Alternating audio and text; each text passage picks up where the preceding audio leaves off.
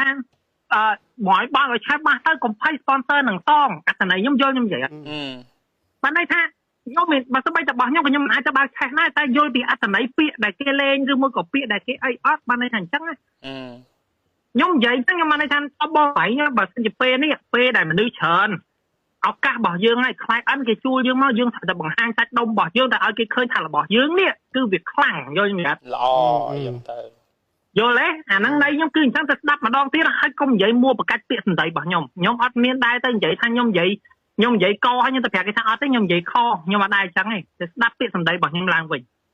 ហើយទៅមើលវីដេអូជារួមស្រង់ខ្ញុំច្អល់តិចម្ដងហើយបត់ហៅបាត់ណៅខ្ញុំតែថា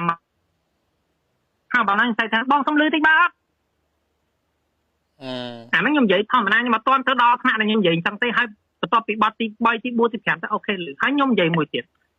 ថ្ងៃណាមួយខ្ញុំឃើញណាគេសែនស្អីមកឲ្យខ្ញុំនេះថាគេមាន voice សម្លេងរបស់ខ្ញុំបែរនេះអា voice សម្លេងរបស់ខ្ញុំហ្នឹងដឹងខ្ញុំនិយាយថាមិនអត់ខ្ញុំប្រាប់និយាយថាមិន voice សម្លេងរបស់ខ្ញុំហ្នឹងខ្ញុំនិយាយថាបងតែពេលលើឆាហ្នឹងខ្ញុំនិយាយលេងទេប៉ុន្តែអត្ថន័យខ្ញុំចង់ប្រាប់បងឯងថាវាពិតជាអត់លឺមែន